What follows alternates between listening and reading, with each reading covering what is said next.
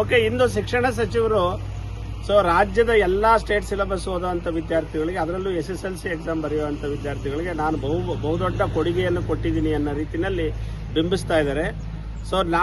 ನಾವು ನಮ್ಮ ಸಂಘಟನೆ, ಕೃಪಾ ಸಂಘಟನೆಯಿಂದ ನಾವು ಇದನ್ನ ವಿರೋಧವನ್ನು ಮಾಡ್ತೀವಿ. ಯಾಕೆ ಅಂತಂದ್ರೆ, ನಿಮ್ಮ ಈ ನಡೆ ಇದೆಯಲ್ಲ ಅದು ಅವೈಜ್ಞಾನಿಕ ಮತ್ತೆ ಮಕ್ಕಳ ಶೈಕ್ಷಣಿಕ ಅಭಿವೃದ್ಧಿಗೆ ಮಾರಕ ಅಂತೇಳಿ ನಾನು ಸ್ಪಷ್ಟವಾಗಿ ಹೇಳಕ್ ಇಚ್ಛಿಸ್ತೀನಿ.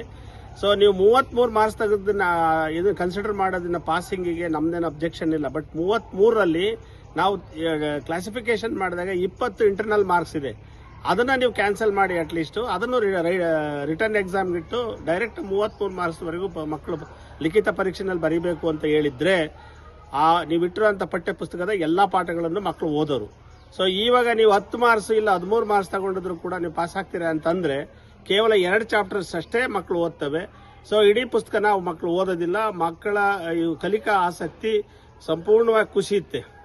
ನೀವು ಇದರಿಂದ ಪಾಸ್ ಪರ್ಸೆಂಟೇಜ್ ಅನ್ನು ಜಾಸ್ತಿ ಮಾಡಿ ನಾವು ಮುಖಸ್ತುತಿನ ಉಳಿಸ್ಕೊಳ್ತೀವಿ ದಕ್ಷಿಣ ಭಾರತದಲ್ಲಿ ಅಂತ ಅನ್ನೋಕೆ ಹೋದ್ರೆ, ಕ್ವಾಲಿಟಿ ಎಜುಕೇಶನ್ಸ್ ಅಲ್ಲಿ ಮಕ್ಕಳು ಸಂಪೂರ್ಣವಾಗಿ ಹಿಂದುಳಿತಾರೆ. ಮತ್ತೆ ಇಡೀ ದಕ್ಷಿಣ ಭಾರತದಲ್ಲ, ಇಡೀ ದೇಶದಲ್ಲೇ ನಮ್ಮ ಕರ್ನಾಟಕ ಶೈಕ್ಷಣಿಕವಾಗಿ ಹಿಂದುಳಿಯೋದ್ರಲ್ಲಿ ಅನುಮಾನ ಇಲ್ಲ. ಈ ನಿಟ್ಟಿನಲ್ಲಿ ನೀವು ಸ್ಟೇಕ್ ಹೋಲ್ಡರ್ ಕರೆದು ಕೂತು ಚರ್ಚೆ ಮಾಡಿ ಅದ್ರ ಬಗ್ಗೆ ಒಂದು ಸ್ಪಷ್ಟ ನಿರ್ಧಾರವನ್ನ ತಗೋಬೇಕಾಗಿತ್ತು. ಇದು ಏಕಪಕ್ಷೀಯ ನಿರ್ಧಾರ.